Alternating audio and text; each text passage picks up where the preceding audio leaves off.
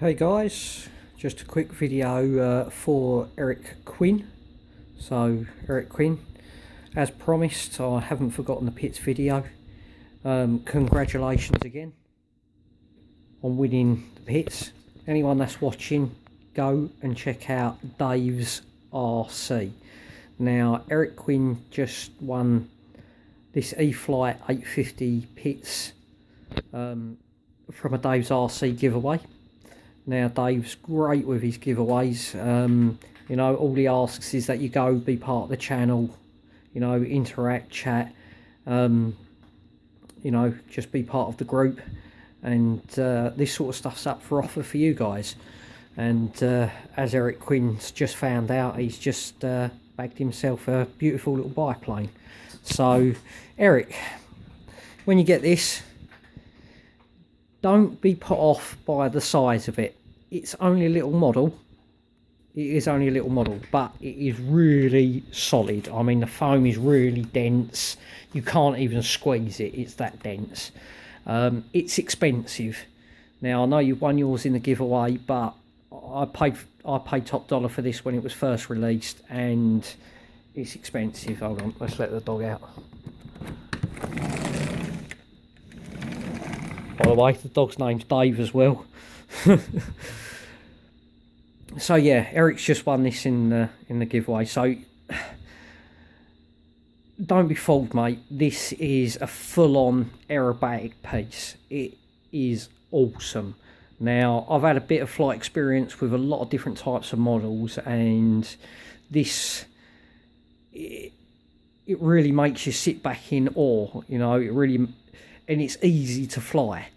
It is easy to fly. It's got all these safe business built into it, and you can select the safe. I think it's during the binding mode. It's down to when you pull the bind plug out. Have a quick read of the instructions. It's pretty self-explanatory in the instructions. It's pretty basic the way it tells you how to do it. I don't have safe built into. Well, I don't have safe selected on mine. But the little tiny bit of AS3X that is running helps you out a lot. It smooths everything out, and you can fly this model in real absolute gusts of wind. You know, I think I've had this up in sort of 20-mile-an-hour winds, and it doesn't even notice it. Be quick with it.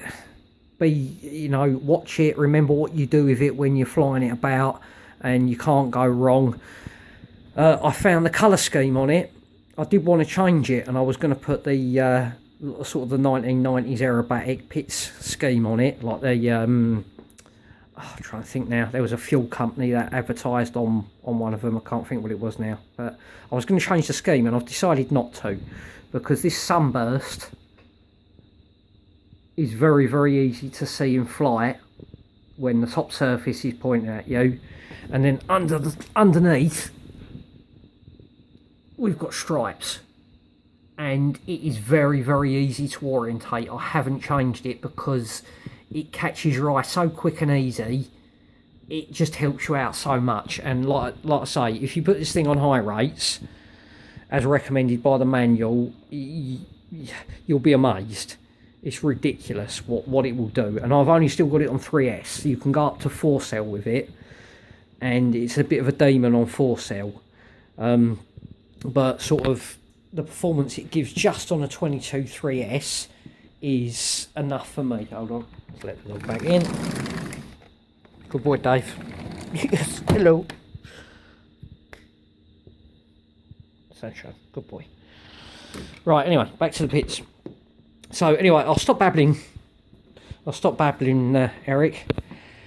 Right, now, I've just, like I say, running this on a standard 2200 Overlander pack, and it works brilliant. Now, I've tried all different positions, and when I watched all the reviews, it sort of said put the battery level with the end of the battery tray. But I found with that, when I was banking round, the nose was carrying on sort of in. It was carrying far too much inertia. You couldn't slow it down. So I sort of started experimenting, moving the battery backwards and forwards as per sort of conversations on RC groups, and along with Jeff in Lower Alabama. Previously, See Me Do. You'll always be See Me Do. And basically we've got to here. So this is where I'm using my battery pack, Eric. I'm not condoning all this. This is just where I found it better. So the battery tray slides in that way. So this is nose onwards. And as you can see there, we've got the first air hole. And at the second air hole, I've put a Sharpie mark across there. And that's where I found it balances beautifully. Even inverted, it's pretty much hands off. Well, it is hands off inverted, so you know, and I've got all the trims neutral, so that's where I found it best to be. Now, one other quick thing, and this is a must, I found this battery tray, it's like the FMS P51 battery trays. You've got a little nodule at the end there, and as it slides, the battery tray slides into the rails, it clicks in place. Now make sure you get it in between the rails in the aeroplane, because there is a little opening underneath, and they're not the rails, but it sort of tempts you to slide it in there, so just be careful. Now what I've done, because it wasn't very tight, and the way this thing performs, it flicks around the sky like no one's business. I have put a couple of little strips of gaffer tape, just folded around, and like squeezed them in, and that makes a much tighter fit. You know, it's not too tight, you can still push it in and pull it out, but that I would say is a definite. Now, it was a very, very simple build. Again, manual's brilliant. A couple of things to look for is the little plastic mount that's up in here that the little split pins go into. Just make sure, give it a good little bit of a tug, make sure it's well bonded, because that's been the downfall of a few that I've read about. You might want to have a read. There was a lot of incidents of the first batches of them where the top wing was separating, or I think, no, it wasn't the top wing, sorry, the ailerons were separating or something along those lines, but something was separating from the model, and it was obviously catastrophic. I think it was the ailerons, but just do a quick Google check on that, Eric, and just, you know, have a little look into that. So check that mount there, that's an important thing, the plastic mount. And you've got some little split pins that, if I can get it on camera, got some little split pins here that slide in. It's very, very easy build, like I say. Now, one thing you won't find easy, and this is a note, so listen in. These pins here, so you've got a long pin, and you've got a little angle on it, and it sort of curls over on itself so you can hold the pin. The cabane sits down on a little raised part, which has got obviously a hole through it, and the cabane's got a hole through it, and the idea is you slot the cabane down onto the housing, and then you slot the pin through and it locks it in place. Now, we got 4 of these, 2 top, 2 bottom. I struggled like hell, they would not go in.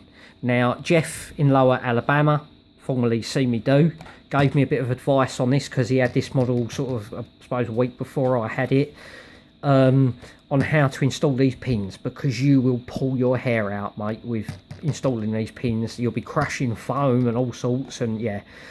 The idea with these pins, get a bit of soap, like as in hand soap or washing up liquid, whatever you want to use, smear it on the pin all the way along, and rather than holding this pin here with your fingers, with your fingertips, get a little needle nose set of pliers. Yeah, these are not pliers, these are my fingers, but cop hold of it with some pliers and put it in place. Hold the wing sort of firmly and over the wing so you're not crushing one point, and hold this cabane down. You might want an extra set of hands to help you. Hold this cabane down and just push them home, and that was much easier. See Me Do, Jeff in Lower Alabama, he gave me that tip and it worked. I was pulling my hair out trying to push those pins in there tight, and it wants you to, it makes you think you want to drill it out to make, but don't do that, because you need these to be tight. The way, like I say, the way this thing flicks around the sky, you want those to be tight. One of those lets go, that's your model down the drain. Yeah, so bit of soap straight across the pin, needle nose pliers, hold on to him, just get it in there, make sure it's straight and push it home. Right guys, this is going to be a long video, but like I say, this is intended for Eric, so hopefully Eric, if you watch this before you build yours. I've got a little bit of paint coming away here, that's just where obviously it's had a fair bit of use. This is a good little model, I've had probably 40 sorties with this. So here's the internals. The receiver, sorry guys, the light's not brilliant. The receiver is there. Pre-installed. I think yours was the bind and fly as well, so it's all set up. Just before you plug it in, don't just go ahead and plug it in, read the manual first, because you might end up putting yourself in safe mode and all that business. Now obviously if you've got Spectrum or you've got something that's compatible with Spectrum, that's the way to go, because it is a Spectrum receiver in there. The Spectrum receiver is an AR636A. Now an AR636A, in fact, as we speak, I have got one to hand.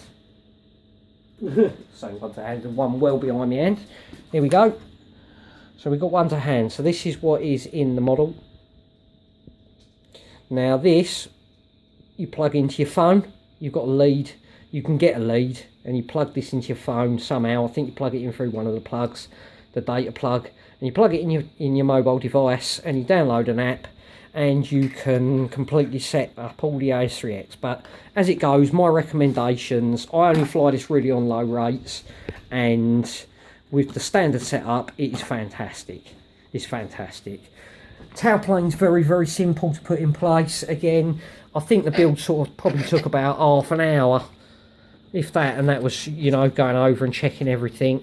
I don't know if I'm going to be able to slide the battery in here, Eric, because I've only got one hand. But, oh, just make sure you get it in those rails. I think I've missed, there you go, classic example, I've missed the rail, gone too high on it. So yeah, it is a little bit tricky, especially even trickier when you've only got one hand. I've got the battery strap hanging underneath it. Sorry mate, this is how tricky it is. I'll show you this in real time.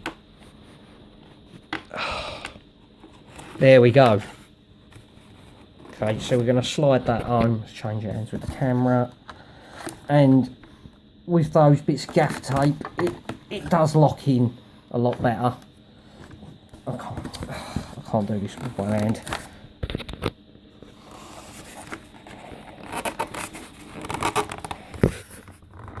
There we go, we're locked in. See if we can get you focusing on there, Eric. So, but anyway, yeah, like I say, trust me, they're a must.